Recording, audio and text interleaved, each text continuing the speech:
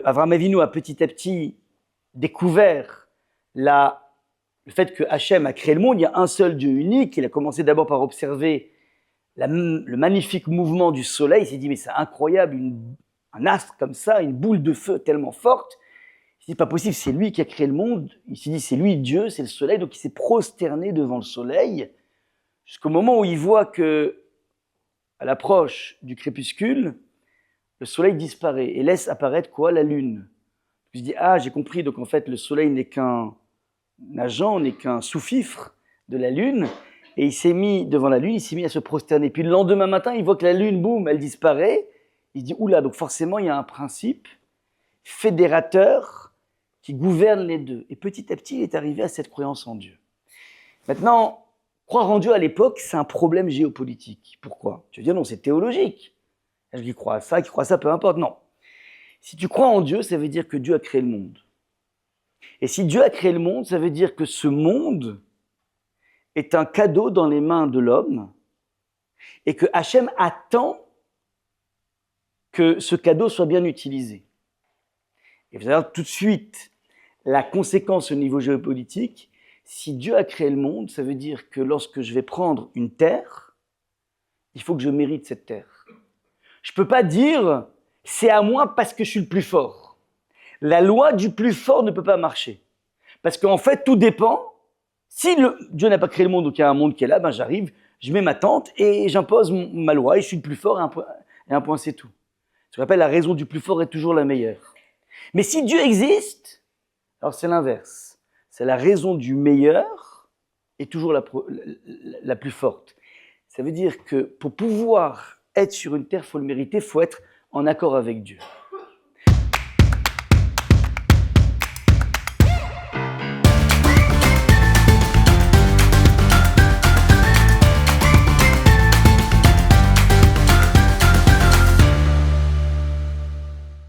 Donc, bonsoir tout le monde. Ravi de venir parmi vous. Je viens de Paris là maintenant. Mais à la base, je suis un ancien Marseillais. Et c'est toujours une émotion de venir ici. J'ai passé 18 ans, les premiers 18 ans de ma vie ici. J'ai toujours un grand plaisir particulier, à part de voir mon copain à vie. J'ai toujours un grand plaisir de venir parmi vous. Alors, je voudrais vous parler d'un personnage ce soir qui n'a pas monté une start-up, qui n'a pas été dirigeant d'un pays, qui n'avait pas sa boîte au 440, qui n'a pas gagné une médaille au championnat du monde, qui n'a, a priori, absolument pas monté une multinationale, et qui pourtant est peut-être le personnage le plus influent de toute l'humanité. Il y a actuellement 6 milliards d'individus qui se réclament de lui. Je vais parler de Abraham, le patriarche Abraham. Cette personne, donc je vous dis, il n'a pas monté de start-up, il a priori juste eu le courage de ses convictions. Il a mis en place un chemin, un véritable chemin, et je voudrais que, à travers plusieurs exemples, on puisse voir dans quelle mesure il y a quelque chose de totalement révolutionnaire là-dedans, et bien comprendre que si nous descendons tous de Abraham, alors ça veut dire qu'on a à l'intérieur de nous ce gène de la révolution abrahamique. Et ça va être ça qu'on va essayer de définir, on va en voir les contours, et essayer de comprendre dans quelle mesure aujourd'hui, au XXIe siècle, bien que lui, est né il y a à peu près 4000 ans, eh bien, il a un écho tellement fort que chaque juif aujourd'hui sur la planète a une possibilité de se saisir de cette génétique en question et de tout simplement opérer une révolution, alors pas forcément une révolution retentissante, pas forcément une révolution dont tout le monde va parler, mais une révolution à l'intérieur de lui-même. C'est un petit peu ça qu'on va essayer de décrypter. Alors, je vous ai donné un document, suivi à plusieurs, désolé, il n'y en a pas assez peut-être. L'idée, c'est juste de toujours se confronter et surtout s'imbiber du texte de la Torah. Alors, vous inquiétez pas, c'est écrit en hébreu, mais aussi en français. Et l'idée, c'est d'essayer de comprendre un petit peu ce que ce message multiséculaire de la Torah peut nous transmettre aujourd'hui et peut faire germer à l'intérieur de nous. J'espère que, en sortant de cette séance, chacun d'entre vous aura saisi quelque chose, aura pas simplement saisi au niveau intellectuel, mais saisi au deuxième sens, aura attrapé quelque chose qui va lui permettre petit à petit d'éclairer ses jours. Voilà un petit peu donc le but de l'opération. Je commence donc depuis le début. La première occurrence, la première fois que le texte de la Torah va utiliser la terminologie ivri. Ivri en hébreu, ça veut dire hébreu. La première fois que ce mot apparaît dans le texte de la Torah, il est dit dans un contexte tout à fait particulier, et comme c'est la première fois qu'il apparaît, c'est là que se trouve sa définition ultime. Alors, on va lire le texte, je vais expliquer le contexte géopolitique de ce qui se passe. Nous dit le texte, donc je vous rappelle d'abord le contexte géopolitique. Il y a donc Avraham Avinu a petit à petit découvert le fait que Hachem a créé le monde. Il y a un seul Dieu unique. Il a commencé d'abord par observer le magnifique mouvement du soleil. Il s'est dit, mais c'est incroyable, un astre comme ça, une boule de feu tellement forte. Il s'est dit, pas possible, c'est lui qui a créé le monde. Il s'est dit, c'est lui Dieu, c'est le soleil. Donc il s'est prosterné devant le soleil jusqu'au moment où il voit que, à l'approche du crépuscule, le soleil disparaît et laisse apparaître quoi? La lune. Il se dit, ah, j'ai compris, donc en fait, le soleil n'est qu'un agent, n'est qu'un sous-fifre de la lune. Et il s'est mis devant la lune, il s'est mis à se prosterner. Puis le lendemain matin, il voit que la lune, boum, elle disparaît. Il se dit, oula, donc forcément, il y a un principe fédérateur qui gouverne les deux. Et petit à petit, il est arrivé à cette croyance en Dieu. Maintenant, croire en Dieu à l'époque, c'est un problème géopolitique. Pourquoi? Tu vas dire, non, c'est théologique. Je dis, crois à ça, qui croit à ça, peu importe. Non. Si tu crois en Dieu, ça veut dire que Dieu a créé le monde. Et si Dieu a créé le monde, ça veut dire que ce monde est un cadeau dans les mains de l'homme et que Hachem attend que ce cadeau soit bien utilisé. Et vous allez voir tout de suite la conséquence au niveau géopolitique. Si Dieu a créé le monde, ça veut dire que lorsque je vais prendre une terre, il faut que je mérite cette terre. Je ne peux pas dire « c'est à moi parce que je suis le plus fort ». La loi du plus fort ne peut pas marcher. Parce qu'en fait, tout dépend. Si Dieu n'a pas créé le monde, donc il y a un monde qui est là, ben j'arrive, je mets ma tente et j'impose ma loi et je suis le plus fort et un point c'est tout. Ce qu'on appelle la raison du plus fort est toujours la meilleure. Mais si Dieu existe, alors c'est l'inverse. C'est la raison du meilleur est toujours la plus forte. Ça veut dire que pour pouvoir être sur une terre, il faut le mériter, il faut être en accord avec Dieu. Donc si Abraham arrive et il dit, voilà, maintenant, Dieu a créé le monde, donc toutes les personnes qui se sont créées des parcs immobiliers gigantesques à l'époque, qui ont conquis partout des territoires, à la façon Poutine par exemple, ces personnes sont remis en question dans leur possession de la terre. Et donc, Abraham, avec ses idées de théologie d'un Dieu unique, il remet complètement en question la donne géopolitique. Et donc, il faut à tout prix éliminer Abraham. Le problème est lorsque vous avez une figure qui est tellement importante, le danger au niveau historique, c'est que si vous tuez Abraham, les idées ne mourront pas. Comme on dit aujourd'hui malheureusement, on a beau dégommer tous les chefs du Hamas, l'idéologie hamasnique, qui est issue des frères musulmans, c'est quelque chose qui est très dur à disparaître, puisque c'est quelque chose qui s'est métastasé à travers tout l'univers, ouais, en tout cas tout le monde. Il y a partout en fait cette idée du centrisme. Et donc, encore une fois, tu peux tuer une personne, tu ne peux pas tuer une idée. Donc il faut à tout prix non pas tuer Abraham et en faire un martyr, mais l'attirer dans un guet-apens. Et c'est quoi le guet-apens? Vous allez voir tout de suite. Il y a une guerre mondiale, dit le texte de la Torah, qui se déclare, une guerre mondiale colossale. Et voilà ce que dit le texte, va y avoir à Pali, donc de cette guerre gigantesque qui se trouve au Moyen-Orient, donc toujours en Israël, avec l'Iran, l'Irak, la Syrie, le Liban, à l'époque. Donc ça veut dire que c'est toujours la même personne qui se trouve sur place, toutes les mêmes équipes qui se trouvaient déjà à l'époque. Et voilà que dans cette guerre, il y a le neveu de Abraham qui va être pris en captivité. Nous dit le texte, regardez ce qui est marqué dans le verset numéro 13 que vous avez sous les yeux. Les fuyards vinrent en apporter la nouvelle à Abraham l'Hébreu. Celui-ci demeurait dans les plaines de Mamré, l'Amoréen, frère d'Eshcol et d'Aner, lesquels étaient les alliés d'Abraham. Donc on a, je répète, des personnes qui viennent prévenir Abraham, ton neveu, il s'est fait choper et il est en prison dans les prisons là-bas de l'époque. Et à ce moment-là, Abraham entend ça, Vaishma Abraham, il entend qu'Inishba arrive que son neveu a été pris en captivité. Il a armé ses fidèles, enfants de sa maison, 318 personnes. Donc il a créé un commando de 318 personnes et suivi la trace des ennemis jusqu'à Dan. Il va faire la guerre, donc il va essayer de renverser toutes les plus grandes puissances de l'époque, je vous rappelle, Babylonie, donc c'est l'Irak, l'Iran, la Syrie et le Liban qui se sont acharnés sur l'État d'Israël, et lui tout seul, Abraham avec 300 personnes, il va réussir à gagner la guerre. Donc c'est un miracle assez incroyable qui se passe, tout ça parce qu'il a voulu aller sauver son neveu qui était en captivité. On est clair jusque-là ou pas au niveau du contexte? Bon. Maintenant, on rentre un petit peu plus en subtilité. On m'a dit qu'il y avait des bons à Marseille, donc on va travailler un petit peu.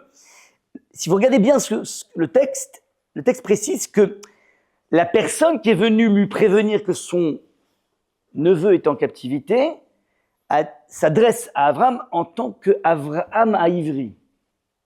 Donc, Vayovo Apalit, les fuyards vinrent en apporter la nouvelle à Abraham l'hébreu. À la limite, on s'en fiche qu'il soit hébreu, il pourrait être d'Ouganda, il pourrait être ghanéen, il pourrait être australien, il pourrait être américain, on s'en fiche. Pourquoi le texte a besoin de préciser Abraham l'hébreu? Qu'est-ce que vient dire cet attribut Abraham l'hébreu? C'est la question que les commentateurs se posent. Et là, il y a quelque chose d'extrêmement subtil qui est en train de se jouer ici.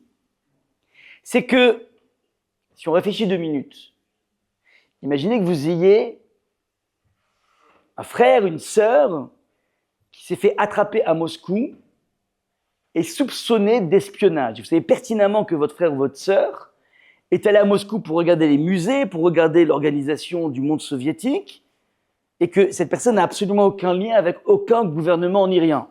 Vous savez pertinemment que votre frère et sœur est totalement innocente. Mais malheureusement, vous savez, en Russie, on attrape les personnes et on en fait des otages en permanence. Ouais. D'ailleurs, il n'y a pas très longtemps, il y a un cycliste comme ça qui s'est fait attraper là-bas. Ouais. Bon. Maintenant, vous entendez ça. Votre frère ou votre sœur a été mis en captivité. Qu'est-ce que vous faites? C'est quoi la réaction? Qu'est-ce que vous faites? Comment? Aller à Moscou. Ouais, donc tu penses que tu vas aller à Moscou, ouais, et qu'est-ce que tu fais? Ok, et tu prends rendez-vous avec Poutine et tu lui dis je vais te tirer les oreilles, toi? Ok. Vous avez compris la difficulté? Ça veut dire, il n'y a pas de justice, tu peux payer un avocat, tu peux te débrouiller comme tu veux. La seule chose qu'on va faire au bout du compte, parce que même si tu payes des avocats, ils n'ont pas accès, c'est un monde qui n'a pas véritablement de justice impartiale. Donc, il ne reste plus qu'une seule chose, tu sais quoi faire? Lire des Teilim et faire des Afrashat Chala. C'est tout. C'est tout. Tu vas prier très fort. Ça peut marcher. Mais essayer les voies diplomatiques, le Quai d'Orsay, a priori, ça ne fonctionnera pas. OK? Bon. Maintenant, ce qui est assez incroyable, c'est que, dans le même ordre d'idée, Abraham, en tant que son neveu est pris en captivité, a priori, il va se faire zigouiller, il va se faire complètement défoncer, parce qu'il a 4 grandes puissances en face de lui. Et malgré cela, Abraham, il décide d'aller faire la guerre aux 4 plus grandes puissances de l'époque. 4 plus grandes. Ça veut dire que c'est comme si Abraham décide, ah ouais, Vladimir Poutine, il a pris mon frère, ma sœur, pas de souci, je prends un aller simple, je rentre au Kremlin, il est où Poutine? Tu appellerais ça comment? Dans votre langage ici à Marseille, un fada. Ouais, c'est où ça a changé. Un fada, c'est un fou. Alors faites bien attention ça. La personne qui vient prévenir Abraham, je te parle Abraham en tant que fou. Ivri veut dire fou. On va voir comment cette notion de folie va se décliner à travers le texte de la Torah. Dans des contextes qui sont parfois des contextes anachroniques total, on va voir tout de suite. Donc je répète. La personne qui vient de parler à Abraham, il dit voilà, je sais que tu es un fou, et donc cette information que ton neveu est en captivité va pas se traduire chez toi en disant bon ben je vais faire des Teilim, j'ai prié à Kadosh Baruch Hu, je vais mettre de la Tzedaka. Non, non. Je sais que toi tu es suffisamment fou pour pouvoir entamer une guerre contre les plus grandes puissances. Et c'est pour ça que je te le dis. Alors, c'était quoi le calcul qu'il faisait? C'est un peu moche, hein, ça fait un petit peu genre carnet, des choses assez horribles. En fait, la personne qui est venue prévenir Abraham était fou amoureux de Sarah. Parce que Sarah, c'était un canon de malade. Et en fait, ce qu'il espérait, il savait très pertinemment que Abraham, en lui disant ça, Abraham allait rentrer en guerre, et donc il allait se faire tuer. Et donc lui, Baruch Hashem, le terrain est libre pour Sarah. Vous avez compris le système? Donc il sait pertinemment que Abraham a une graine de folie. Il va l'exciter en lui disant ton neveu est pris en captivité. Et donc Abraham va y aller. Il va mourir, parce que normalement il devrait mourir, à part un miracle. Et donc lui, cette personne va enfin pouvoir pécho, comme on dit chez vous, ou partout. Sarah, c'est ça en fait le but, ouais, ok, vous avez compris l'idée. Bon, maintenant, ce qui m'intéresse ici surtout, c'est qu'en fait, première définition du ivri, le ivri, c'est ce qu'on appelle la personne qui est folle. Elle est folle, ça veut dire qu'elle est capable de faire quelque chose auquel tu ne t'attends pas, auquel aucune personne pourrait faire. Et là, en l'occurrence, c'est dans quel domaine? C'est dans le domaine de la hakarat-hatov, de la morale, de la faculté de se dire, moi j'ai un neveu qui est en prison, je ne peux pas me permettre de rester en vie. Ça m'a fait étrangement penser à cette attitude incroyable, trop belle, lorsque le 7 octobre est venu frapper, pas que Israël, mais le peuple juif dans sa totalité. Rappelez-vous, quelques jours après, il y a 300 000 réservistes israéliens qui étaient en Thaïlande un peu partout, qui ont décidé de revenir pour aider. Dans l'histoire des pays, on n'a jamais vu ça. De façon générale, les gens, ils fuient la guerre. Donc ces personnes qui étaient en Thaïlande, en Chine, aux États-Unis, en Europe, auraient pu parfaitement rester tranquillement au chaud. Ils sont tous déchaînés pour rentrer en Israël, pour prendre les armes et pour aller combattre. C'est inédit, c'est exactement la même réaction, c'est de la folie. La norme en général, c'est d'échapper. J'ai un fils qui est actuellement en Milouim, c'est assez incroyable, il s'est marié il n'y a pas très longtemps, il y a à peine quelques mois. Il aurait toutes les bonnes raisons de se faire dispenser, et il y a un sens du devoir et un sens de l'équipe qu'ils ont formée avec leurs amis qui fait que non, on va y aller. Alors, au Hachem, c'est pas aussi risqué qu'à Gaza, il est dans le nord actuellement, mais il y a cette conscience que s'appelle « je suis là pour protéger le clan d'Israël ». Et c'est quelque chose de suffisamment fort pour que de l'extérieur, tu puisses me prendre pour un fou. Ça, c'est ce qui est marqué ici en première définition du ivri. Est-ce qu'on est clair jusque-là? Je vais décliner la chose, regardez un petit peu la suite. On a un Abraham qui va ensuite avancer, il va se marier avec Sarah, et ce mariage est magnifique, sauf qu'ils n'arrivent pas à avoir d'enfants. Et ils en sont hyper tristes. Et nous dit ici le texte de la Torah que Abraham s'est adressé à Dieu en disant « mais j'en peux plus, quoi. La vie, elle est belle, tout ce que tu veux, mais moi, finalement, je suis en train de m'engoncer, de me fossiliser dans une stérilité terrible. J'arrive pas à avoir d'enfant avec ma femme Sarah. » À ce moment-là, nous dit le texte que Hachem, regardez un peu ce que j'ai marqué dans le verset, « Vayotse oto achutsa » Hachem va sortir Abraham à l'extérieur, « Vayomer habetna hashamayma » Donc, il demande à Abraham de sortir de sa tente.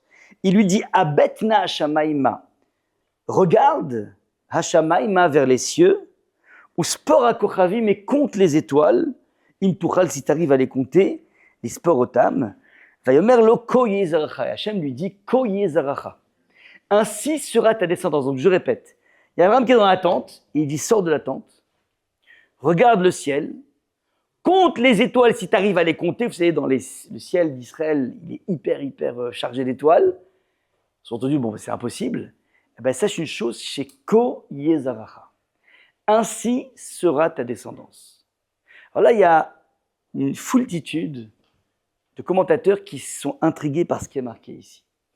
On va, avant de voir Rachi, juste essayer de décrypter un petit peu ce qui se passe. Le texte nous dit la chose suivante. Vayotse oto achutsa, il le fait sortir à l'extérieur. les commentateurs demandent pourquoi tu as besoin de faire sortir à l'extérieur de la tente. Si tu veux dire à quelqu'un, tu sais quoi, tu vas avoir des milliards comme c'est pas possible, tu n'as pas besoin de lui dire sors, va sur la plage, commence à compter les grains de sable, eh ben, tu vois, tes stock exchange, tes actions, tes milliers d'euros seront autant. Tu n'as pas besoin. Tu dis, imagine les étoiles du ciel, imagine le sable de la terre, tu seras aussi riche que la quantité du sable de la terre. Pourquoi tu as besoin de le faire sortir? C'est quoi cette idée de faire sortir? Alors regardez ce que dit Rashi. Rashi, le plus grand des commentateurs, je vous invite, j'ai appris qu'il y avait pas mal de groupes ici d'études, je vous invite à systématiquement pénétrer le texte. C'est la chose la plus belle et constructive qui puisse exister. Regardez ce que dit Rashi dans ce « il le fit sortir à l'extérieur ». Littéralement, dit Rashi, il le fit sortir hors de sa tente pour voir les étoiles. Mais Rashi va amener un sens beaucoup plus sophistiqué. Selon le Midrash, dit Rashi, il a dit, c'est quoi sort? C'est pas une sortie effectivement physique, c'est sort de ton horoscope, tel que tu l'as vu inscrit dans les astres, à savoir que tu n'auras pas de fils. Abraham, à l'époque, avait consulté certainement les astres, un marabout, je ne sais pas, qui a dû lui faire les lignes de la main, les tarots, je ne sais pas exactement ce qui se passait à l'époque. Et il a vu en fait que compte tenu de sa constitution astrale, eh bien, il n'aura pas de fils. À ce moment-là, Hachem lui dit, sors de là, ça veut dire, il faut que tu t'extrais de ce déterminisme astral. Il y a effectivement des influences en fonction des planètes qui existent, mais Hachem dit à Abraham, il faut que tu échappes à ça. Il faut que tu t'enfuis de ça. Et il dit effectivement, Abraham n'aura pas de fils, mais Abraham, en lui ajoutant une lettre dans son nom, c'est plus Abraham, mais c'est Abraham, aura un fils. Sarai n'engendrera pas, elle s'appelait Sarai au début, sa femme, mais Sarah engendrera. Je vais vous donner un autre nom et votre destinée va s'en trouver changée. Ouais. Ça, c'est donc la deuxième explication. Donc, en fait, un changement du prénom, très souvent on fait ça lorsqu'il y a des gens qui sont malades, Chas Shalom, lorsqu'ils sont malades, alors on rajoute un prénom. Ouais. Donc, il y a quelque chose qui va changer. Autre explication d'Irachi, troisième explication, il le fit sortir du globe terrestre et s'est levé au-dessus des étoiles. Donc, il a pris Abraham, il l'a mis au-dessus de la stratosphère, d'où l'emploi du mot habet, dit Rashi. Habet, la bite en hébreu, la bite, c'est un terme qui veut dire regarder, mais regarder de façon dédaigneuse. Et donc, lorsque Hachem dit sors de là et regarde de façon dédaigneuse les étoiles, pour regarder de façon dédaigneuse, c'est impossible parce que normalement, on les regarde vers le haut, donc tu ne peux pas être dédaigneuse. Ouais. C'est quoi un regard dédaigneuse? Ça veut dire je te regarde de haut en bas, ouais, comme ça. Mais Abraham ne peut pas regarder les autres puisqu'il est en position basse. Donc en fait, le texte dit non. Donc forcément, il y a un mécanisme incroyable qui s'est passé. Hachem a pris Abraham, il l'a mis au-dessus de la stratosphère et donc il a vu les étoiles. Maintenant, de l'extérieur. Et donc, c'est une façon pour Abraham d'échapper au déterminisme. Maintenant, ce qui va être important ici, très important ici, c'est qu'à partir de ce moment-là, tous les descendants d'Abraham sont des personnes, donc en tout cas nous les Juifs, on échappe systématiquement au déterminisme. Il existe une astrologie, mais sachez une chose, c'est qu'elle ne fonctionne jamais sur un Juif. Il n'y a aucune possibilité de fonctionner parce qu'en fait, depuis le début, on a dans notre génétique une faculté d'échapper au mazal. Il y a une Gemara très très belle qui dit qu'il y a un jour une fille qui était jeune et qui était allée voir un marabout. Il lui a fait les lignes de la main, il lui a dit, tu sais toi, tu vas mourir le jour de ton mariage. Je ne vous dis pas l'angoisse, la rama, bon. Et hyper téméraire, la fille, elle décide de se marier quand même, quelques années après. Bon, elle a peut-être oublié déjà l'histoire, et il lui avait dit, tu mourras le jour de ton mariage. Maintenant, elle était en plein en train de danser, et tout ça pendant le mariage, tout allait bien, c'était magnifique, puis d'un coup, elle a vu que sa chevelure est partie un petit peu en pétard, donc elle se met de côté, devant un mur, et elle remet bien sa broche. Et en remettant sa broche, elle se rate, et donc elle plante la broche dans le mur, elle se retourne, et il y avait un serpent venimeux qui était prêt à la mordre et elle y a échappé. Et la Gemara, elle conclut, ça veut dire, normalement, il y avait une prédiction, donc elle était sous un astre qui fait qu'elle aurait dû mourir le jour de son mariage. La Gemara demande pourquoi elle n'est pas morte, puisqu'elle était a priori déterminée, condamnée à ça. Réponse du Midrash, c'est assez magnifique. Elle dit non, parce qu'en fait, elle a eu une attitude assez incroyable pendant le mariage, en pleine effervescence des danses. Elle a vu qu'au fond de la salle, il y avait un pauvre qui n'avait pas mangé. Elle s'est arrêtée dans la danse, elle est allée lui servir à manger, elle est retournée dans les danses. Et comme elle a eu cet acte de tzedaka, ça veut dire de prendre en charge la douleur de l'autre, elle s'est comportée donc de façon un petit peu surnaturelle, puisqu'une kala, normalement, elle est le centre du monde. Tout doit être tourné vers elle et non pas vers les autres. Elle a eu cette attitude surnaturelle de tzedaka. Et donc la Gemara, elle dit tzedaka tatsil mimavet. La tzedaka te permet d'échapper à une forme de déterminisme. Ceci pour dire la chose suivante, c'est qu'on a cette faculté, nous les juifs, de ne subir absolument aucun déterminisme. Quand je parle de déterminisme, c'est important. Ouais, on peut par exemple être né dans une famille où les parents sont violents. J'ai plein d'élèves, par exemple, dont les parents non seulement sont violents, mais sont même alcoolos. Est-ce que cette personne, pour autant, est forcément condamnée à lui-même répéter les mêmes schémas qu'il a vus chez ses parents? Réponse non. On a toujours cette liberté d'échapper au déterminisme. Alors en l'occurrence, c'est un déterminisme familial, mais il y a une foultitude de déterminismes aujourd'hui. On va t'expliquer que telle personne est agressive parce qu'il a le gène de l'agressivité. On parle même de l'homosexualité en essayant de découvrir qu'il y a même peut-être un gène de l'homosexualité. Il y a énormément d'investissement dans la science pour essayer d'expliquer tout ce qui se passe aujourd'hui. Et chez nous, ça n'a pas lieu d'être. C'est-à-dire on peut avoir certaines tendances, c'est un fait, mais on a toujours cette liberté d'échapper à ce qui est de l'ordre du déterminisme. Et ça, en fait, ça c'est ce que va nous transmettre Abraham dans sa faculté de quelque part regarder de façon dédaigneuse les étoiles. Les étoiles, c'est le monde des influences. Lui, il est capable d'échapper à cette influence. Maintenant, juste quelque chose je donne un élément de définition très intéressant. Le ivri, on a dit, c'est la personne qui est capable d'avoir une attitude qui est totalement inattendue, qui échappe au code, qui échappe à ce à quoi on s'attend. Alors c'est intéressant pour ceux qui connaissent un petit peu l'hébreu. Ivri en hébreu, s'écrit Aïn Bet Eresh. La racine c'est Ever, Aïn Bet Eresh. Et il y a une technique en hébreu pour pouvoir définir une notion.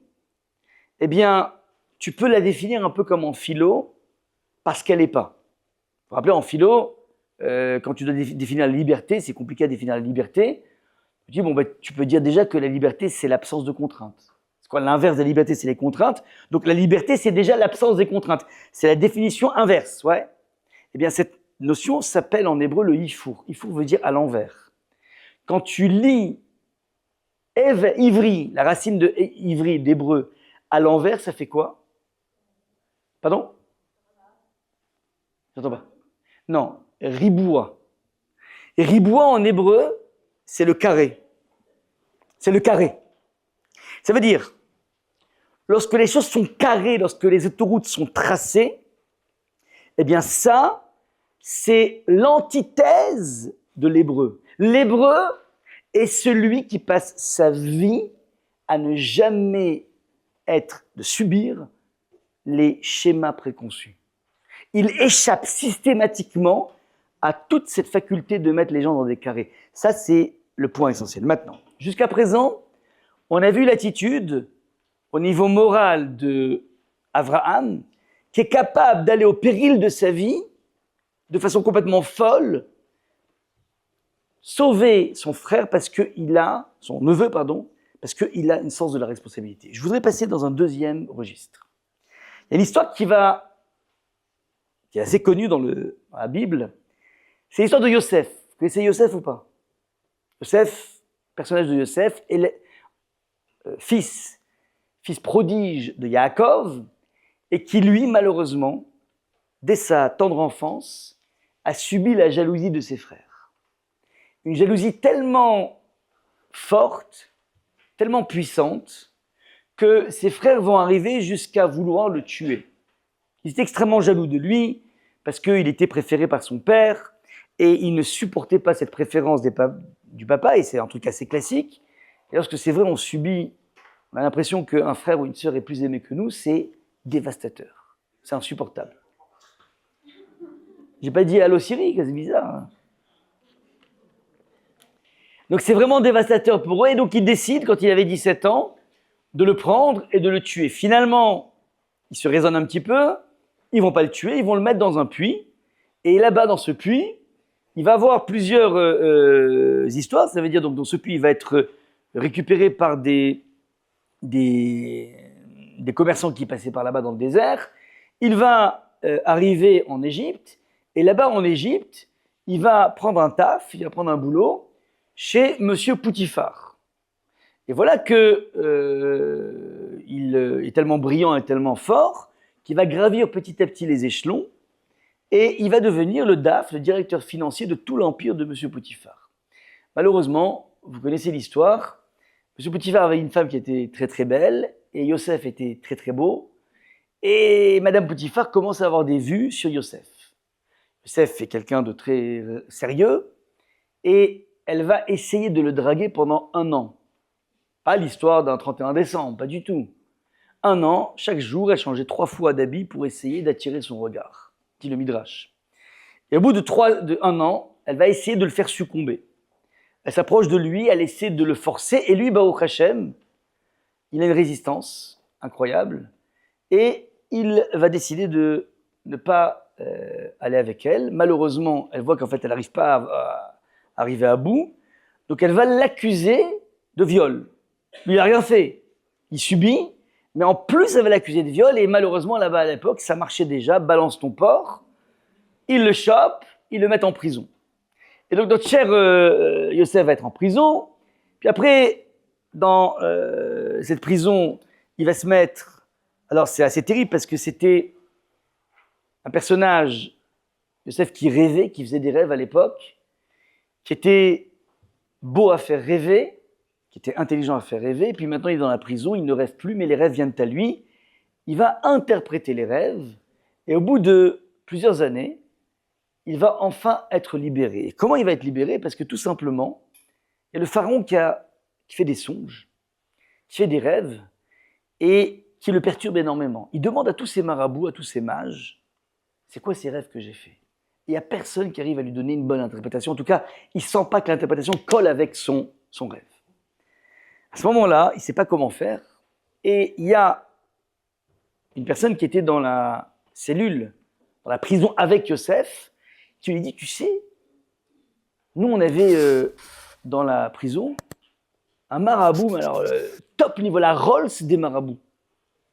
Il nous a interprété les rêves de façon incroyable. Moi, il m'a dit que j'allais être réincorporé dans mon boulot, j'étais réincorporé. Mon copain, qui était le maître échanson, le maître qui s'occupait le serviteur qui s'occupait de l'eau, du vin, lui a dit qu'il allait mourir et vraiment il est mort. Donc en fait vraiment c'est un marabout mais c'est du sûr. Et le texte, regardez ce qui est marqué dans le texte. Veshamitanouna Arivri dit donc le conseiller du pharaon, là était avec nous un jeune hébreu, esclave du chef des gardes, nous lui racontâmes nos songes et il nous les interpréta à chacun selon le sens du sien. Donc là, il dit, voilà, alors à ce moment-là, le pharaon dit, ok, bon, s'il y a un mec tellement doué, faites-le-moi monter, il fait monter, et grâce à ça, il va interpréter comme il faut le rêve de pharaon, et donc le pharaon lui dit, mais tu sais que tu ne veux pas devenir directeur financier, enfin, ministre des Finances de tout le royaume, il devient, et grâce à ça, Yosef va sauver ses frères, ainsi de suite. Bref, donc c'est une histoire magnifique qui va commencer dans la prison, maintenant. Les commentateurs s'interrogent pour savoir pourquoi, lorsque le conseiller du pharaon lui dit, on connaît un marabout, il a besoin de dire c'est un marabout hébreu. Pourquoi préciser hébreu? Et s'il vient du Sénégal, c'est quoi l'idée? On s'en fiche d'où il vient, encore une fois. Cette appellation n'arrive un jeune hébreu ne sert à rien. C'est en trop. Peu importe d'où il vient, a priori, le fait qu'il y a un bon marabout, ça suffit, tu n'as pas besoin de savoir sa nationalité. Maintenant, d'après ce qu'on a vu depuis tout à l'heure, on a dit que ivri, c'est quoi le synonyme de ivri? Hébreu, c'est quoi? C'est fou. Donc en fait, là, ce qu'il veut dire, c'est qu'en fait, il y avait un jeune qui était fou avec nous. Pourquoi on l'appelle Yosef le fou? C'est pourquoi? C'est très simple. Quand ils sont dans l'univers carcéral, la prison, ils sont tous ensemble, les prisonniers. Ils se rencontrent, ils mangent ensemble. Et il dit, Joe, t'es là pourquoi, toi? Moi, trafic de drogue. Ah ouais. Et toi, Jack? Moi, c'est proxénétisme. Ah, ouais, d'accord. Et toi, Dimitri? Moi, c'est les diamants du Louvre. Ouais, ok. Factualiser un petit peu, ouais. Et toi, Jojo, Youssef? Moi, c'est une histoire de meuf. C'est-à-dire, bah voilà, la femme de Potiphar. Allez! La femme du Potiphar, bah, elle est géniale, elle est somptueuse, elle est magnifique, ouais. Et qu'est-ce qui s'est passé? Ben, en fait, elle a voulu me provoquer. Et alors? Eh ben, j'ai résisté. Ouais. Mais, mais t'es malade. C'est la femme la plus belle du royaume, c'est la femme la plus riche du royaume. Mais t'es malade. Il dit, mais non, j'ai résisté. Youssef, il est fou. Ça, Youssef Aïri, il est fou. Maintenant, regardez comment c'est très intéressant. Cette appellation du fou est dans un domaine encore plus dur que le domaine moral. Tu peux apprendre que ton frère est en prison, alors tu fais la guerre à tout le monde pour qu'il s'en sorte, c'est une chose. Mais là, maintenant, dans un domaine qui s'appelle le domaine pulsionnel, il n'est pas dans une drague d'un 31 décembre, il est dans une drague qui dure depuis 1 an. Ça, c'est très très compliqué, il y a malheureusement très souvent des histoires entre patron et secrétaire. C'est pas simple. C'est pas simple de travailler avec une femme qui n'est pas la sienne. Et malheureusement, il y a très très très souvent des dérapages. Parce que on peut se tenir dans la vie lorsqu'on côtoie une personne comme ça, one shot, mais lorsque c'est du quotidien, ben c'est compliqué à soutenir. Maintenant, lui, ça fait 1 an qu'elle essaie par tous les moyens. Et voilà que Youssef est capable, dans le domaine pulsionnel, d'être dans une résistance incroyable, inédite.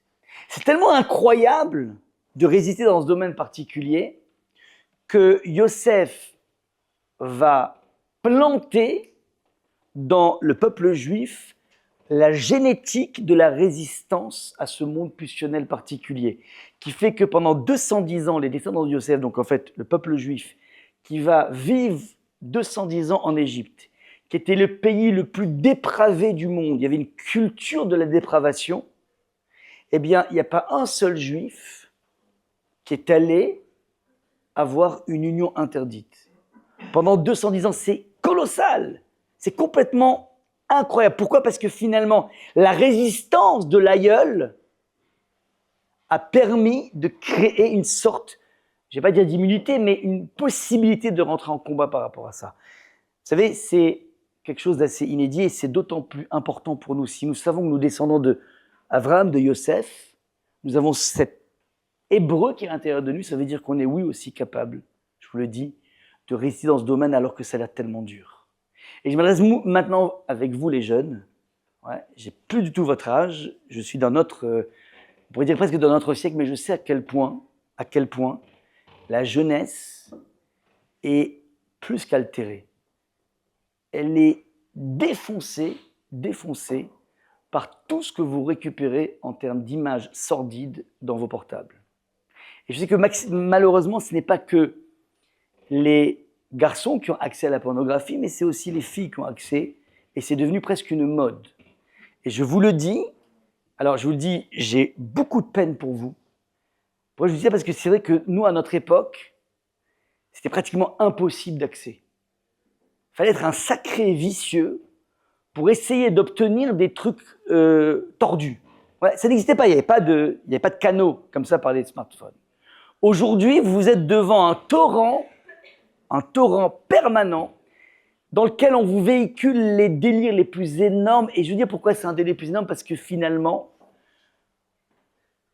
les personnes se font une image de l'intimité entre un homme et une femme qui est une image complètement folle, fausse, et qui crée, je vous le dis en tant que thérapeute de couple, qui crée des troubles terribles à l'intérieur des mariages. Terribles. Parce que lorsqu'on rentre dans le mariage et qu'on veut devenir un petit peu sérieux, c'est extrêmement dur de faire reset sur tous les délires exotiques, destructeurs qui nous ont, dont on s'est imbibé. Et ça, je vous dis, j'ai beaucoup de peine pour vous dans le sens où on a été chanceux, nous. on n'était pas dans ce monde. Vous vivez dans un monde, mais si vous vivez dans ce monde qui est tellement complexe, c'est sûr qu'Akadosh Baruch Hu peut vous aider là-dedans. Et il n'est jamais trop tard. Il peut vous aider et vous pouvez vous-même vous rendre compte à quel point c'est un monde qui ne développe que à part que ça vous fausse totalement l'image, qui est l'image la plus belle de l'intimité entre un homme et une femme, mais qui plus est, ça crée essentiellement un monde de frustration extrêmement forte. Je ne vais pas vous faire un cours de psychologie par rapport à ça, mais je vous dis, rappelez-vous que vous avez à l'intérieur de vous, dans votre ADN, il y a du Yosef qui est là. Et Yosef, il a montré à quel point il était capable de résister. Et je peux vous dire que vous pouvez vous armer par ça, en se disant, voilà, j'ai une pulsion par rapport à ça, vous décidez d'arrêter, prenez conscience à quel point vous êtes des gens héroïques. Vous êtes exactement dans la lignée de Yosef, et plus vous allez vous remplir de cette sensation de satisfaction, de se dire finalement, je pourrais me laisser aller, c'est tellement facile avec un clic, mais je décide de résister, vous ne pouvez pas imaginer à quel point vous êtes des héros. C'est une faculté aujourd'hui de devenir des héros de façon incroyable. Et même si vous savez pertinemment que demain vous allez replonger, c'est pas grave, c'est un peu comme Shabbat. Shabbat, les gens ils pensent que c'est tout ou rien. C'est pas vrai, c'est pas tout ou rien. Tu fais pas Shabbat, et parfois ça peut être très compliqué de le faire parce qu'il y a plein de raisons, mais ce que tu peux oui faire, c'est commencer une première heure de Shabbat. La première heure, tu allumes les nérodes de Shabbat à l'heure où c'est indiqué dans le calendrier, et pendant la première heure, tu ne touches pas au portable. Ça, je pense que n'importe quelle personne au monde est capable. Tu vas aux toilettes, à ce moment-là, tu n'allumes pas la lumière. Peut-être que tu l'allumeras après, peu importe. Mais commencer à faire 1 heure de Shabbat par semaine, c'est colossal. C'est pas tout ou rien. Cette heure-là, tu es un véritable héros. Alors après, c'est plus compliqué peut-être. Mais on ne se rend pas compte à quel point les petits pas pour l'homme sont géants pour le judaïsme. Ça, c'est un point fondamental. Donc, encore une fois, on a l'hébreu qui est dans la dimension morale, on a l'hébreu qui est dans la maîtrise pulsionnelle. J'ai pas fini.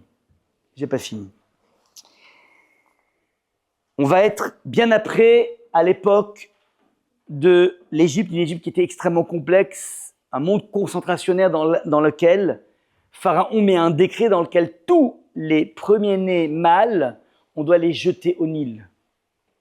Donc il veut tout simplement bloquer l'essor de la démographie juive de l'époque.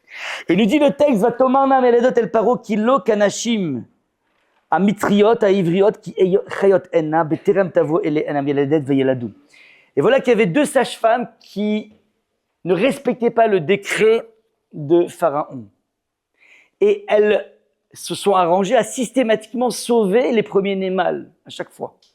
Et Pharaon vient se plaindre, il dit, mais pourquoi finalement il n'y a jamais de premiers-nés qu'on tue? Et il dit, écoute, c'est pas de ma faute, nous, on est prêts à les tuer quand ils viennent, mais le problème c'est qu'elles nous feintent, les femmes juives, elles accouchent avant qu'on vienne. Bref, elles racontent un pipeau pour essayer que ça passe. Bon. Maintenant, c'est intéressant, je vous ai marqué ici en rose dans le texte, on parle kenashim amitzrot à ivriot. On parle des ivriotes, les femmes hébreux.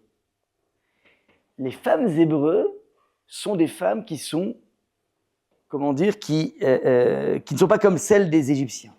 C'est quoi ivriote? Ivri, donc c'est l'hébreu féminin. C'est quoi la dimension folle ici?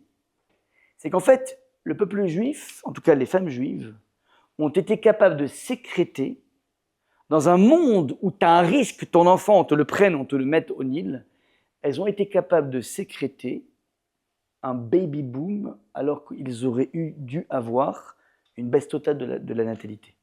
Ça veut dire que les femmes se sont armées d'une émouna, d'une confiance absolument incroyable, de se dire, si nous, on a la possibilité d'avoir des enfants, on va construire le peuple juif. Le peuple juif a eu un essor dans un monde type Auschwitz. Ça, c'est ce qui s'est passé à l'époque. Et là, c'est quoi la dimension folle? C'est qu'en fait, comment tu peux envisager un futur lorsque le présent est déjà mort? Comment, à partir d'un présent mort, tu peux faire germer un futur? Ça, c'est la folie des femmes juives. Et regardez comment c'est intéressant. Ivria, c'est une hébreu au féminin, peut se décomposer en 2 mots. Ever Ya. Ça veut dire vers Akadosh Baruch Hu. Ça veut dire que se tourner, la Havor, vers Akadosh Baruch Hu, les femmes juives ont eu cette faculté, ce que j'appelle, entre guillemets, cette folie, de se dire, il y a un projet parental, même dans un monde concentrationnaire. Voilà une troisième illustration de la folie. Je continue dans le texte. Le peuple juif souffre. Il y a un Mashiach, un Moïse, Moshe, qui vient les libérer. Il vient commencer à négocier avec Pharaon. Regarde, il faut que tu libères mon peuple. Let my people go. Et Pharaon, il dit niet. Ah ouais, niet, boum, je t'envoie le sang, le Nil se transforme en sang, toutes les plaies. Le tzfardéa, les grenouilles. Donc, il se fait massacrer. Et au bout d'un moment, Pharaon commence à craquer. Et à ce moment-là, Moshe lui dit, regarde, tu sais quoi, tu ne veux pas nous libérer, c'est une chose. Mais laisse-nous partir 3 jours. 3 jours dans le désert. Ouais. Pour avoir un petit... On va souffler de l'esclavage. On passait notre temps à construire des pyramides dans des terrains marécageux. C'est dans la philosophie, on appelle ça le mythe de Sisyphe, c'est l'absurdité totale. Donc, on n'en peut plus, laisse-nous 3 jours de répit, 3 jours off. Et qu'est-ce qu'on va faire? Nous dit le texte, regardez. Pharaon répondit, quel est cet Éternel dont je dois écouter la parole en laissant partir Israël? Je ne connais point l'Éternel et certes je ne renverrai point Israël. Ils reprirent. Moshe et Aaron lui disent, Eloka Ivriim, le Dieu des Hébreux s'est manifesté à nous. Nous voudrions donc aller à 3 journées de chemin dans le désert et sacrifier à l'Éternel notre Dieu, de peur qu'il ne sévisse sur nous par la peste ou par le glaive. Moshe dit, tu me demandes c'est qui le Dieu? C'est le Dieu des Hébreux. On a dit depuis le début, Hébreu ça veut dire fou. Donc c'est le Dieu des fous. Pourquoi Dieu des fous? Et mon réponse, regardez ce que dit Moshe. Moshe dit voilà, on vit dans un monde complètement fou. On n'en peut plus. On a besoin de 3 jours de répit. Qu'est-ce qu'on va faire dans ces 3 jours de répit? Je sais pas, on va faire du kayak, on va faire du paintball, on va faire du bowling, ouais. Non. On va les sacrifier à Hachem. On va aller faire des sacrifices pour Dieu. Et là intervient le brin de folie incroyable. Ça veut dire qu'on est dans un monde de juifs qui souffrent, qui passent leur vie lorsqu'il n'y a pas suffisamment de paille pour faire des briques, ils prennent des enfants à la place. C'est le monde le plus atroce qui existe en Égypte. On a 3 jours de répit, c'est pas pour aller au Club Med, c'est pour aller parler encore avec Dieu. Mais qu'est-ce que tu vas lui dire à Dieu? Ça me rappelle étrangement, Rabotai, ces personnes, ces juifs, qui ont subi les affres de la Shoah et qui se retrouvent après la Shoah avec cette question terrible. Pourquoi la Shoah? Où était Akadosh Baruch Hu dans les camps? C'est la question fondamentale qui est posée par énormément de personnes. Et il y a une des personnes qui est une source d'inspiration très forte pour moi.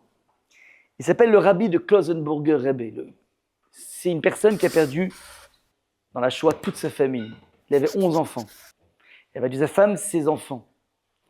Et il sort de la Shoah, il n'a plus rien. Il lève les yeux au ciel et il dit « Hachem, tu m'as tout enlevé. Ma femme, mes enfants, mes oncles, mes tantes, mes cousins, je suis le seul rescapé de toute ma lignée. Tu m'as tout enlevé.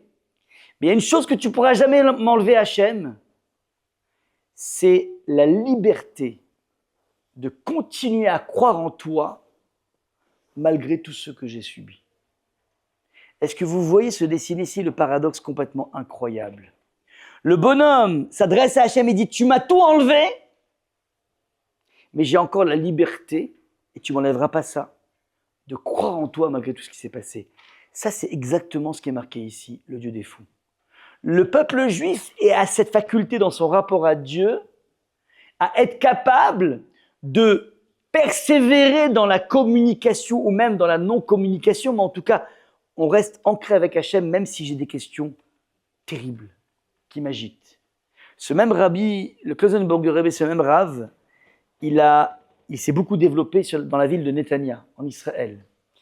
Et il est allé voir un jour le maire de Netanya, il dit, voilà, j'aimerais que vous me donniez un terrain pour construire un hôpital. Et pas n'importe quel hôpital. J'ai tellement vu dans ma vie, durant la Shoah, la machine industrielle de destruction de l'homme, que j'aimerais montrer une machine inverse. j'aimerais monter une clinique de natalité. Alors le maire lui dit, il n'y a pas de souci, on te donne le terrain. Et le maire lui a dit, si tu veux, je m'occupe de construire le bâtiment, on va trouver les fonds, le terrain tu l'as, on va trouver les fonds, et lorsque l'hôpital va sortir de terre, on t'appellera, toi, Rav, pour venir poser la mezouza. Le Rav va sourire en disant, vous n'avez pas compris comment je fonctionne. Je vais chercher les capitaux, je vais chercher les architectes, je vais construire le bâtiment, et lorsqu'il sera sorti de terre, je vous appellerai vous, monsieur le maire, pour venir vous poser la mezouza. Et c'est comme ça que ça s'est passé. Il a fait un bâtiment avec 11 étages. Chaque étage correspond à un de ses enfants qu'il a perdu. Ça, si vous voulez, c'est comment un juif, à partir de cendres, est capable de créer beaucoup plus qu'un espoir de la vie. Ils ont cru qu'on était des cendres, nous sommes des graines. Chaque graine qui est enfouie, qui est enterrée, elle porte en elle le germe d'une nouvelle construction. Ça, c'est le principe des Elokai. Regardez un petit peu comment cette notion de folie se décline. On a commencé par Abraham au niveau moral, on a continué par Yosef au niveau du monde pulsionnel, du monde charnel. On poursuit avec les ivriotes, l'être féminin, qui est capable de se tourner vers Hachem pour construire un futur là où il n'y a pas de présent. Et on a enfin le peuple juif qui, dans sa relation à Hachem, est capable de garder le contact, même si le contact est là pour dire « Mais Hachem, je ne comprends pas ce que tu as fait, mais je parle avec Hachem. Je ne reste pas muet par rapport à Hachem. » Enfin, je voudrais finir sur une dernière occurrence dans le texte de la Torah par rapport à la notion d'hébreu. Et là, elle est totalement anachronique, je vous le disais en introduction, parce qu'en fait, on est à une époque où il n'y a plus d'hébreux, il y a des juifs. Ouais, il y a eu l'homme, Adam. Ensuite, on a les enfants d'Abraham, c'est les Ivrim. Ensuite, on a les Béné Israël qui sortent d'Égypte. Et après, les Béné Israël, on est des juifs. Ouais. Donc maintenant, la notion d'hébreu est une notion qui est juste dans la génétique, si vous voulez. Mais elle n'existe plus. Et pourtant, il y a un prophète qui s'appelle Yona. On lit son texte, on a lu son texte à Kippour, qui est un prophète qui est très original. Original parce qu'en fait, Hachem vient le voir et lui demande d'aller prophétiser, d'aller prévenir une ville qui s'appelle Ninive. En français, ça donne Moussoul, c'est la deuxième plus grande ville d'Irak. D'aller à Moussoul et dire aux non-juifs, faites gaffe les amis, vous êtes trop dans des rapports de vol l'un vis-à-vis de l'autre, donc ils ont passé leur temps à se piquer. Je te pique le iPhone, je te pique le crayon, je te pique Enfin, c'était un monde organisé sur le vol, ouais. Tout le monde se vole, ouais. C'est un sport national. Hachem n'aime pas ça, et donc il envoie Yona pour leur dire, faites gaffe, les amis, ça va mal se passer, Hachem va abattre sur vous sa colère. Bon. Et contrairement à d'habitude, Yona, non seulement il n'accepte pas sa mission, mais Hachem lui a demandé d'aller au nord-est d'Israël, et Yona prend une embarcation vers l'Afrique, le sud-ouest, mais le bout du monde. On appelle ça le prophète rebelle. Yona se rebiffe. Je ne veux pas y aller. Et là, évidemment, tout le monde se pose la question, mais comment est-ce possible qu'un prophète, qui est une haute autorité morale et spirituelle, et c'est pertinemment que quand on refuse une prophétie, on doit mourir, comment se fait-il que Yona résiste? Et là, beaucoup de commentateurs essaient de comprendre, mais il y a un passage très intéressant. Donc je vous ai dit, il prend une embarcation, il trouve une navette qui va en Afrique, et il est avec des matelots, des capitaines, un matelot, et puis donc ils avancent comme ça dans l'eau, et puis d'un coup il y a un tsunami, plus qu'un Mistral, un tsunami de malades qui tourne autour de la truc, et il y a une peur panique de tous les matelots, de toutes les personnes de l'embarcation. Ils ont tellement peur qu'ils disent pas possible, et en fait ils sont gênés parce qu'en fait le tsunami il est que sur leur bateau. C'est qu'à côté c'est la mer d'huile, un plan Bandol, Cassis, la détente. Mais leur embarcation, c'est la cata. Donc ils comprennent qu'en fait, il y a une colère de Dieu qui s'abat. Et donc ils sont tous en train de prier, chacun avec leur Dieu, et c'est tous des idolâtres, chacun avec leur Dieu. Tout le monde se met à réagir, tout le monde se met à faire tchouva. Et il y a une personne qui ne fait pas tchouva. C'est Yona. Yona, il est tranquillement dans les cales du bateau, en train de pioncer. Alors le capitaine arrive, et ça va vous rappeler quelque chose. Il voit Yona en train de pioncer alors que tout le monde fait tchouva. Et il dit, Ben Adam, Malecha Nirdam, Kum Kera Letachanun. Ben Adam, fils de l'homme, Malecha Nirdam, pourquoi tu dors, pourquoi tu pionces? Lève-toi et va prier ton Dieu. Et à ce moment-là, réponse de Yona, regardez, c'est extraordinaire. Vayomer Alem, il leur répond, Ivri Anochi. Moi, je suis un hébreu. Traduction, je suis un fou. Et je crains l'Éternel. Ouais, je crains l'Éternel. Asherasa et Tayam Vatayabasha qui a fait la mer et qui a fait la terre ferme. Incroyable cette réponse. Donc les mecs, ils n'arrivent pas à comprendre. Ils disent, je ne comprends pas, mais le monde explose et toi tu pionces. Mais fais tchouva. Ouais. Et là, Yona répond, non mais vous n'avez pas compris, moi je connais très bien Dieu. Hein. Je crains l'Éternel. Mais le problème, c'est que je suis un hébreu. Et là, c'est anachronique, parce qu'en fait, il n'y a pas d'hébreu à cette époque. Donc quand il dit je suis un hébreu, c'est sûr qu'il est en train de dire je suis un fou. C'est quoi la folie ici? La folie, elle est subtile, faites gaffe, elle est subtile. Et là, il est en train de dire la chose suivante. Moi, si demain je viens voir les non-juifs de Ninive, et je leur dis faites gaffe, Hachem va abattre sa colère sur vous si vous ne faites pas de tchouva, je sais pertinemment qu'ils vont faire ce qu'on appelle une tchouva express. La tchouva de la flip. Ouais. La tchouva de « Hey, il paraît qu'il y a la guerre de Gog et Magog qui va s'abattre, c'est l'apocalypse. Allez, venez les mecs, on fait Shabbat. » On appelle ça la tchouva superficielle. Tu sais combien tu vas devoir payer en feu au Gehinnom pour telle et telle faute? Et là, d'un coup, la personne, elle est prise de flip. Elle dit, bon, ok, c'est bon. Tu appelles la tchouva avec un revolver sur la tempe. Et Yona, il dit, ça pue. C'est pas bon. C'est pas constructif. C'est pas quelque chose de solide. Et donc, je refuse cette mission. Je refuse ce système de spiritualité en mode fast-food. Ouais, il y a les fast-food et la fast-spiritualité. C'est pas comme ça qu'un homme se construit. Et donc, lui, il dit, pardonnez-moi, c'est pas comme ça que je conçois la vie.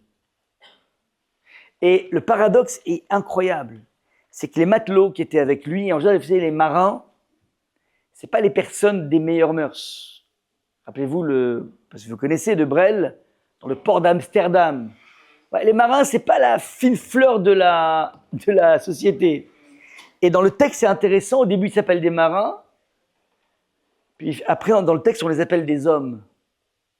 Ça veut dire qu'en fait, les marins qui étaient à côté de Yona et qui ne comprennent pas son mode de fonctionnement, d'un coup, réalisent que le rapport à Dieu n'est pas un rapport de bâton et de carotte, mais c'est un rapport adulte, un rapport dans lequel tu peux parler avec Dieu. Tu peux, quelque part, t'opposer à Dieu. En tout cas, c'est ça qui fait Yona, il ne meurt pas pour ça. Yona, il défend une noblesse du rapport à Dieu. Pas un rapport à Dieu qui est un rapport qu'on a en classe de CP. Attention, si on se fait choper en train de pomper, la maîtresse, elle va... Non.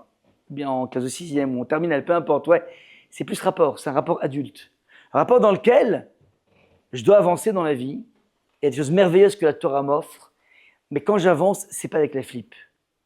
J'avance avec la joie parce que je sens que ça me construit. Et même si j'avance un tout petit peu, comme je vous ai dit l'exemple de Shabbat, je commence par 1 heure, 2 heures, 3 heures, peu importe. Ouais. Je commence un tout petit peu, je viens goûter un peu à cet espace-temps. Ce temps qui échappe à l'espace de la vie.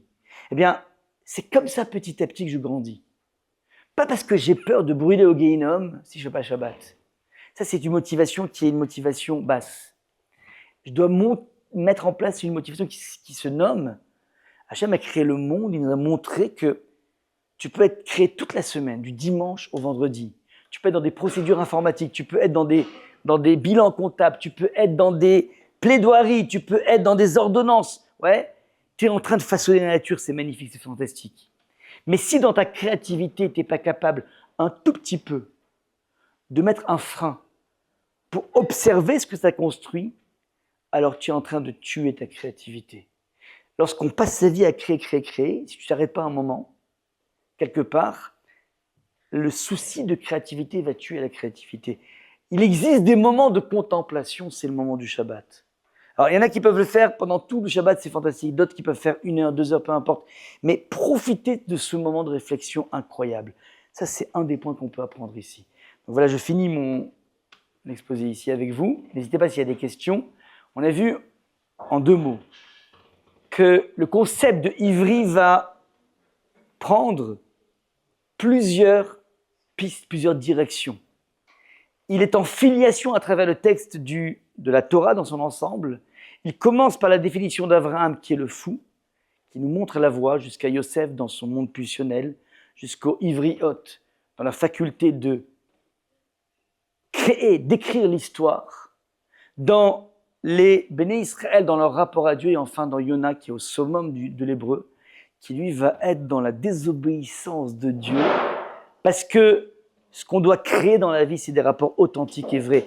Et comme il est authentique, alors les seules personnes dans le livre de Yona qui font vraiment tchouva, c'est les personnes qui étaient à côté de Yona, qui partaient de rien et qui ont décidé de devenir des personnes responsables et authentiques. Voilà un petit peu ce que je voulais vous dire avec vous. S'il y a des questions, n'hésitez pas. Et je vous remercie pour votre écoute. Voilà.